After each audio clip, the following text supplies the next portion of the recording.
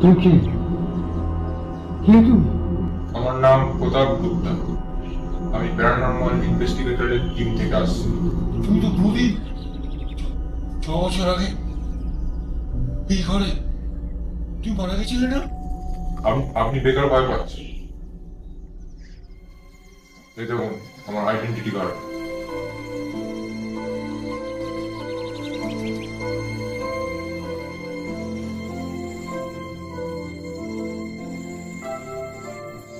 আমি জানি আপনি কেন ভয় পেলেন। বসুন, সব বলছি।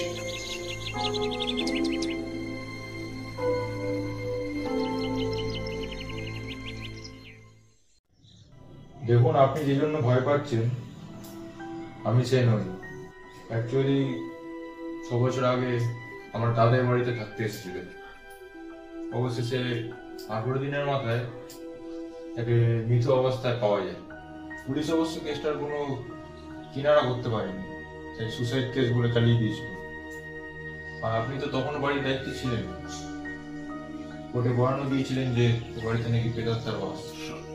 সত্যি কথা বলবো, আ- আমি কিন্তু তোমাকে প্রদীপের আত্মাই ভেবেছি। না না, আমি প্রদীপ নই। প্রদীপ হচ্ছে আমার বড় দাদা, আমার জমজ দাদা। আমি হলাম হায়দ্রাবাদ প্যারানর্মাল ইনভেস্টিগেটর টিমের সদস্য, তাই আমাদের টিম থেকে আমাকেই পাঠানো হয়েছে এ বাড়ির রহস্য উদ্ঘাটন করতে। And you are Rampal, right? ঠিকই ধরেছ। ঠিক আছে, আপনি যান। আমি এখন আপাতত এ বাড়িতেই থাকবো যতদিন এই কেসটা সলভ হচ্ছে। আর আপনি এখন 3 দিন পরে আসুন, কারণ এই 3 দিন আমাকে বুঝতে হবে যে বাড়িটার ব্যাপারটা কি। একটু সাবধানে থাকবে, বুঝলে বাবা? আপনি আসুন।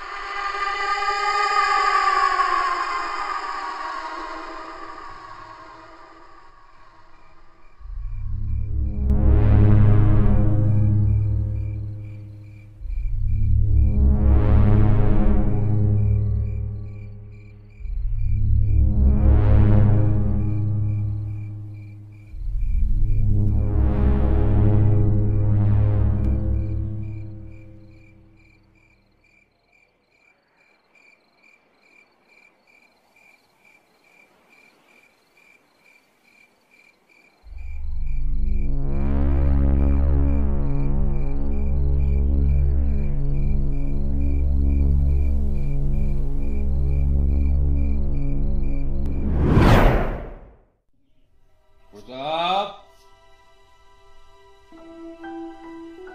আসুন।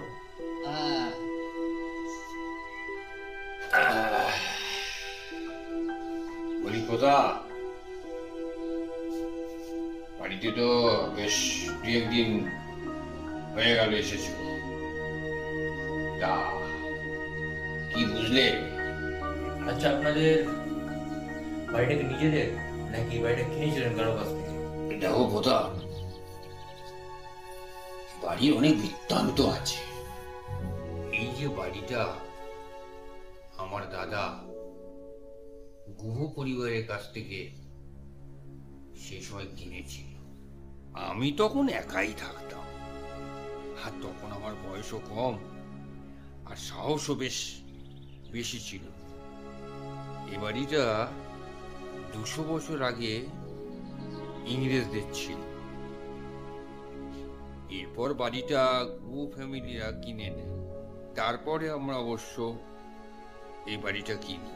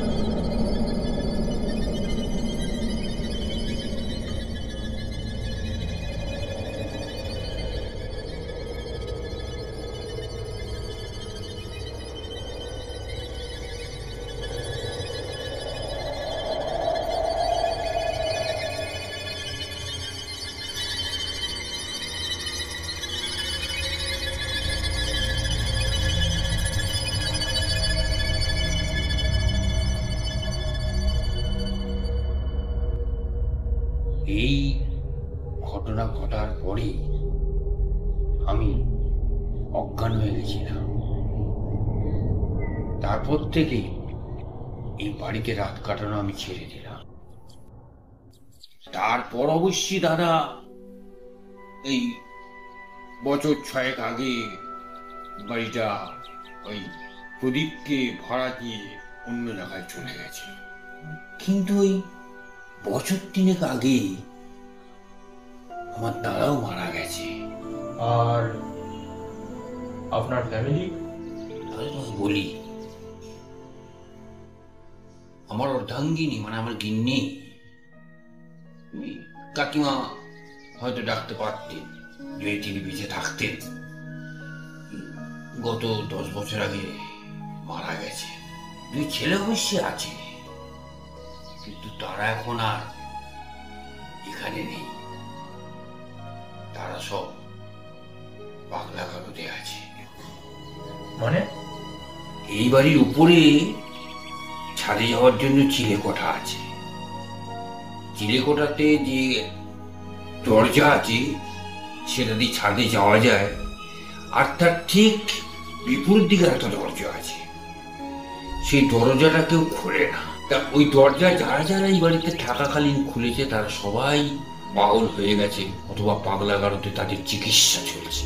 আচ্ছা, কাল সকালবেলা আপনাদের এই বাড়িটা তল্লাশি করলাম। এই বাড়ি খাটের তলা থেকে একটা খাতা পেয়েছিলাম, অনেক পুরনো। সেই খাতার মধ্যে থেকে একটা পেজে আমি একটা ছবি দেখেছি। এই ছবিটা আমি আমার মোবাইলে তুলে রেখেছি, দেখাচ্ছি আপনাকে। এই দেখুন,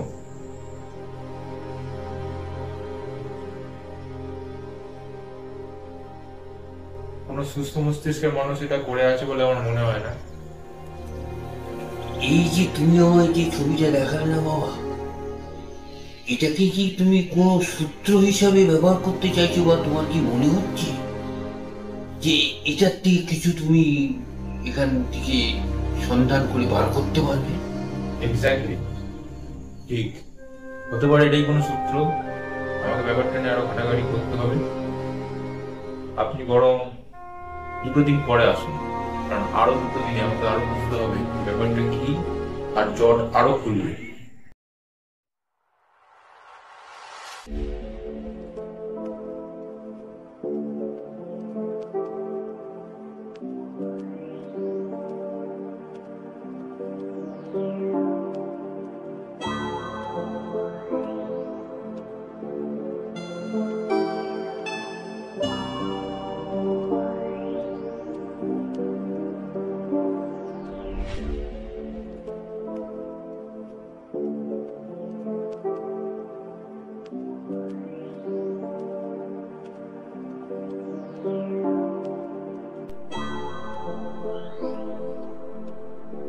আপনাদের এ বাড়িতে শয়তান বাস করছে, কোনো আত্মা নয়। আমার মাথায় এটা ঢুকলো না তো প্রধান, এই শয়তান এলো কোথা থেকে? সেটা জানার জন্যই আজকে আমাদের উপরে সেই বন্ধ ঘরটায় যেতে হবে। আমি তোমার কাছে একটা অনুরোধ করব, তুমি আমার সঙ্গে যাবে ঠিকই, কিন্তু ওই ঘর খুলে কিন্তু ভিতরে আমি প্রবেশ করব। আমি এই বাড়িতে বহুদিন যাবৎ অনেক কিছু লক্ষ্য করেছি, অনেক কিছু হারিয়েছি, আমার 2 ছেলেকেও হারিয়েছি আমি আর ওই ঘরে তোমাকে আমি একা প্রবেশ করতে দেব না। ঠিক আছে, আমি তাহলে বাইরে দাঁড়াবো, আপনি যাবেন ঘরটায়।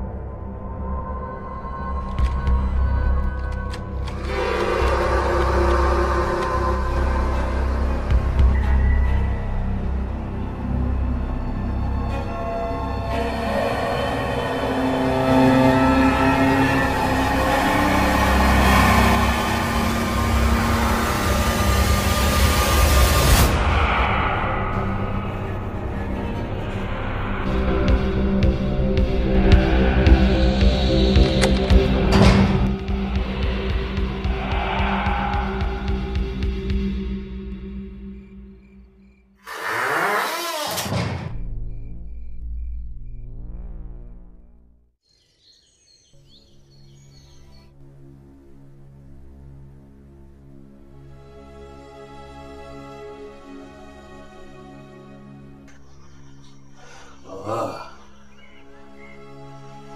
তো একটু সাবধানে থেকো। এখন আমি যাই, বিকেলের দিকে আমি একবার আসবো। বিকালে আপনাকে আসতে হবে না, কেননা আমাকে আগে আপনার যে ডায়েরিটা আপনি দিয়েছেন খুঁজে সেটাকে আমাকে দেখতে হবে যে কি ব্যাপারটা। বিকালে আসতে হবে না, আপনাকে রাতেও আসতে হবে না, কালকে সকালে আসুন। আমি এখন কোনো স্টেপ নেবো না, আপনি যান, বাড়ি যান, সাবধানে। আচ্ছা, আসি।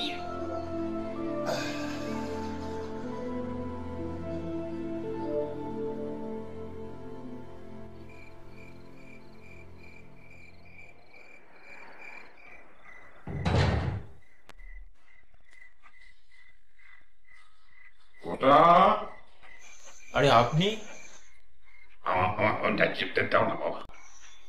আপনাকে তো বিকেলে আসতে বারণ করলাম, আপনাকে তো বললাম কালকে সকালে আসুন, আপনি এখন এলেন আর হঠাৎ ডায়েরি চাইছেন, কি ব্যাপার? ডায়েরিটা নেই। ডায়েরিটাতে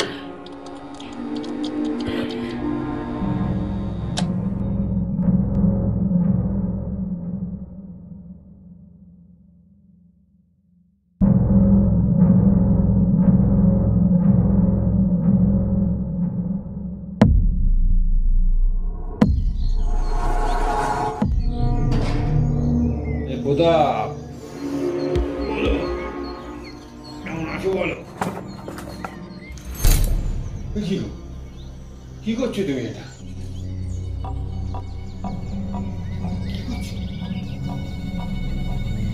আপনাকে চিন্তা করতে হবে না, আমি ব্যাপারটা বুঝিয়ে বলছি।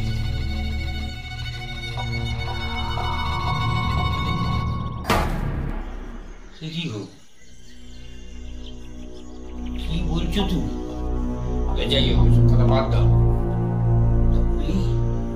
ডায়েরিটা পড়ে কি বুঝলে? এই ডায়েরিতে যিনি লিখছেন তার প্রকৃত নাম ছিল থমাস উইলিয়ামসন, যিনি একজন বিদেশি ছিলেন, আর প্রকৃতপক্ষে এই বাড়িটা তারই।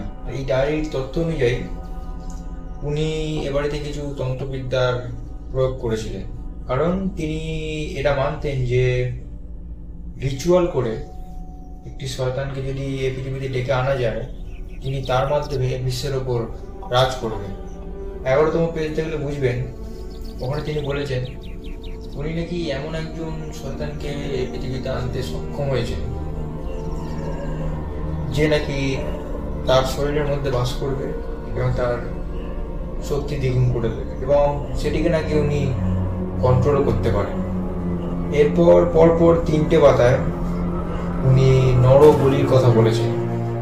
নরবলি দেওয়ার পর সেগুলোকে তিনি পুড়িয়েছেন এবং একটি ঘটির মধ্যে, একটা পাত্রের মধ্যে ঢাকনা দিয়ে উনি সেই ছাইগুলোকে এক জায়গায় একত্রিত করেছিলেন। তার মাধ্যমেই তিনি শয়তানটাকে ডাকতে সক্ষম হয়েছেন। আমার মনে হয় আরও যদি আমরা রুমের ভিতরে যেতাম আর যদি আর একটু খুঁজতাম, হয়তো সে ঘটিটাও সেখানে পাওয়া যেত। তাহলে কোথা আসল কারণই হচ্ছে ঘটিটা। আমরা যদি ঘটির উপরের ওই অংশের যে ঢাকনাটা কোনো ক্রমে যদি আমরা খুলে ফেলতে পারি, তাহলে ওর মধ্যে যে একটা মানে অশরীরী যে একটা শক্তি আছে, সেটা নিশ্চয়ই আমরা পর্যদস্ত করতে পারবো। এক্স্যাক্টলি, তাই আজকে রাতে আমি সেখানে যাব একা।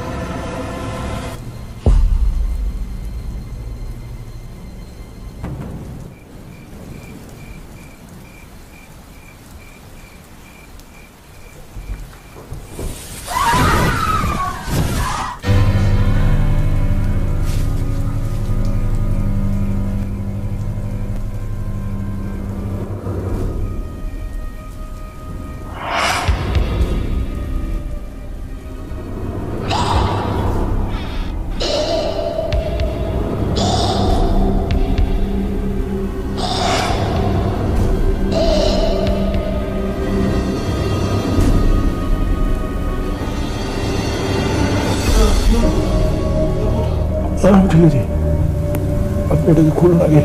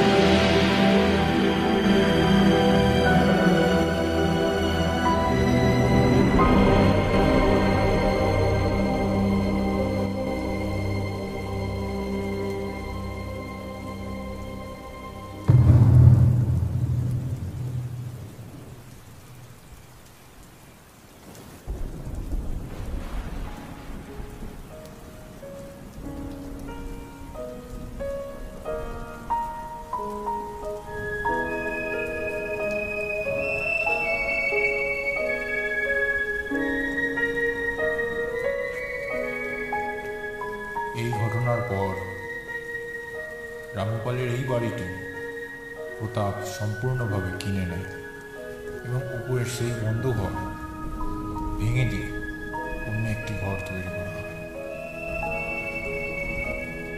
তবে প্রশ্ন থেকেই যায়, এটাই কি অশুভ শক্তির সমাপ্তি